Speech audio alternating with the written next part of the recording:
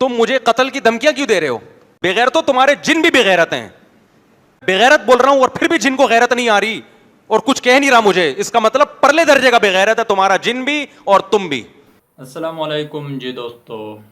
فتنی کے دور ہے, لوگ قسم طریقے سے لوگوں کو لوٹ رہا ہے, کوئی جادو ٹونے کے طریقے سے, کوئی جنات کے طریقے سے, اور مختلف قسم سے اپنے پیسے بنا رہے ہیں. تو اس کے بارے میں مولانا طارق مسعود کیا کہتے ہیں, تو آئیے اس ویڈیو میں ہم جانتے ہیں کیا مولانا طارق مسعود جنات کے بارے میں کیا کہتے ہیں. تو آئیے اس ویڈیو. اور میں ان کمبختوں سے کہتا ہوں تمہارے پاس جنات ہیں, تم مجھے قتل کی دھمکیاں کیوں دے رہے ہو؟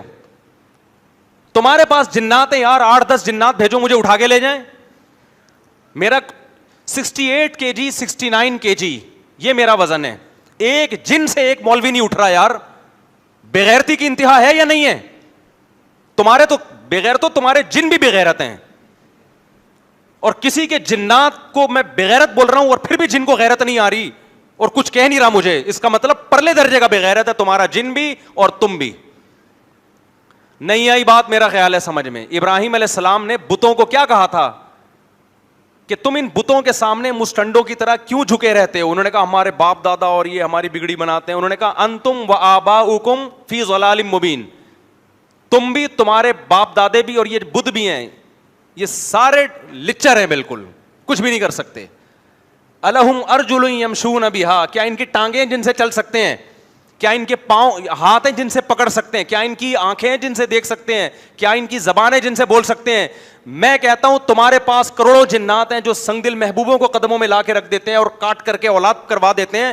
تم میرے سر کا ایک بال تو نوچ کے دکھا دو یار. نہیں آ رہی میرا حال ہے بات کھوپڑی شریف میں؟ کھوپڑی ہوگی تو باتیں کھوپڑی میں آئیں گی. میرے بھائی یہ کچھ نہیں کر سکتے تبھی تو عامل بنتے ہیں. کبھی کسی ڈاکٹر کو عامل بنتے ہوئے دیکھا آپ نے؟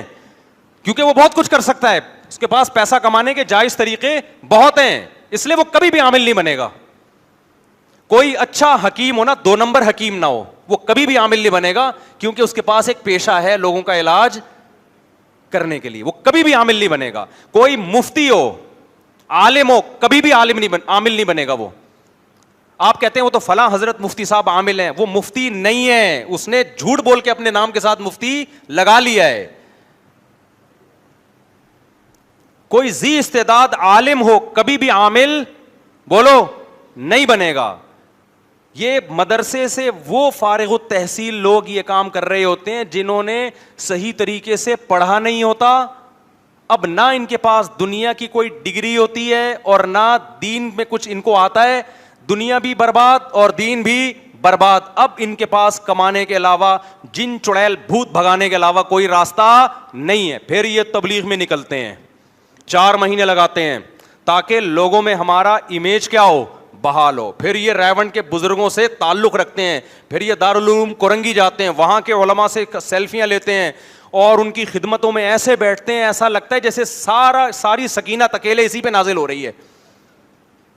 پھر یہ علماء سے جھک کے ایسے ملتے ہیں ایسا لگتا ہے اس سے زیادہ نیک اس کائنات میں پیدا ہوا نہیں ہے. پھر علماء ان کو خلافتیں دیتے ہیں ان کے اس ایٹیٹیوڈ سے متاثر ہو کر. یہ سب مارکیٹ میں ہول سیل کے حساب سے ہو رہا ہے, اور اب انہوں نے دبا کے شادیاں کرنا بھی شروع کر دی. میرے پاس جب کوئی عامل آتا ہے تو اپنی 4 شادیوں کا حوالہ دیتا ہے. پھر میں کہتا ہوں کرتے کیا ہو؟ کہہ رہے میں جن بھگاتا ہوں. برباد کر دیا, 4 عورتوں کی زندگی برباد کر دی. ایک دفعہ کوئی عامل آیا کہ میری 3 شادیاں ہو گئی اور میں چوتھی کے لیے فلاں جگہ پیغام بھیجا ہوا ہے میں نے, اور میں عملیات کرتا ہوں اور آپ سے بڑا متاثر ہوں. جس کے یہاں پیغام بھیجا تھا میں نے کو پیغام بھیجا, میں نے کہا رشتہ نہیں ہونے دینا اس کا, یہاں بتا رہا ہوں, یہ 2 نمبر آدمی ہے اور برباد کرے گا زندگی.